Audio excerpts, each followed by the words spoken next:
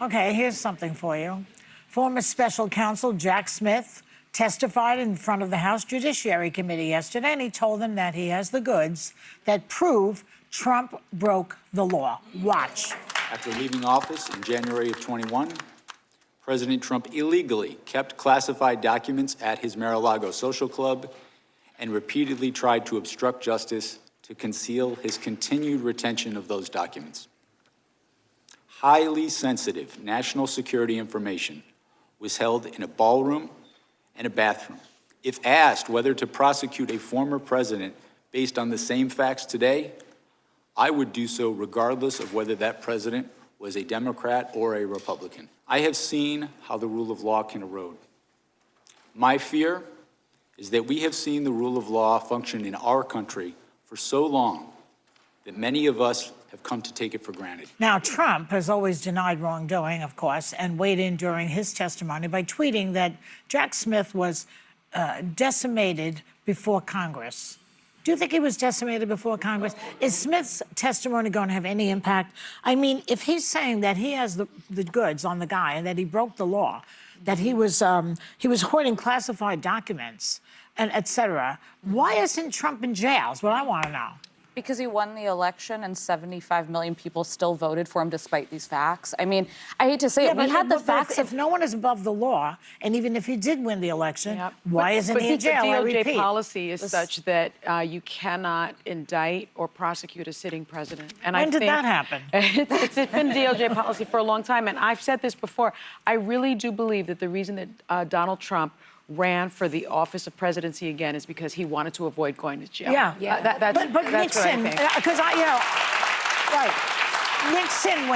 Nixon was going to go to jail. You know? They went to him and they said, we're impeaching you and they're going to convict and you're going to go to jail. But anyway, Nixon quit. He quit. Yeah, he resigned. So why doesn't this guy quit? Because he's not afraid of anything. He hasn't been held accountable. He's been saying since he came down the escalator that he could shoot someone and he would get away with it. Remember, Joy, Nixon, the Republicans around Nixon told him that they were going to impeach him. I know that. He didn't have, he had, a team of rivals around him. But that's why all of this is on them. It's on them. The Republicans in Congress right now. I also think the reality of both the January 6th investigation and the documents investigation is, Sonny's absolutely right about this DOJ policy, but they knew they had a 4-year window to investigate, try, indict, and try those crimes before the election.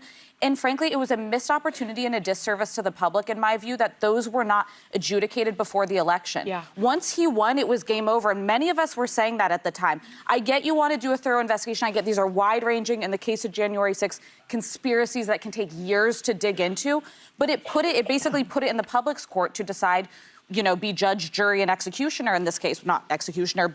And on the January 6th of it, I would say this. We live in split-screen America. Yeah. Half the country just does not see that day for what we all saw with our eyes. That's a reality. I think we need to, swallow that pill and realize it.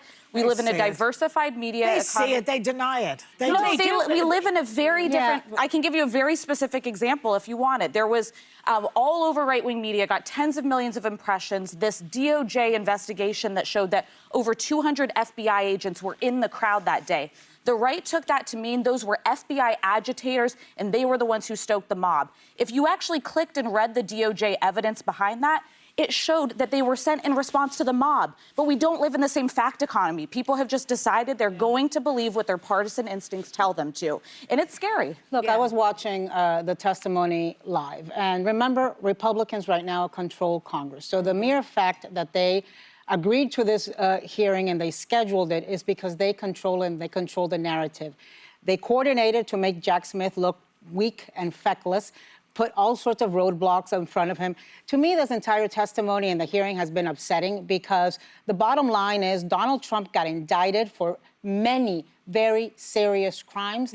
What I will tell the American people, if you're feeling as disappointed and frustrated as I am, what we can't let him get away with is the abuses of power that his government is committing today. The fact that they're not releasing the Epstein documents, the fact that ICE used a 5-year-old boy, Liam Ramos, detained a 5-year-old boy to bait his father into coming out. The fact that ICE barged into the house of an elderly U.S. citizen and dragged him out of the shower in Minneapolis in his underwear in 14-degree fact that weather. they're changing So if it, you they want don't need accountability, you need to get this rage, channel it to the ballot box, and make sure that Democrats win the midterms so that there is congressional oversight and there is accountability.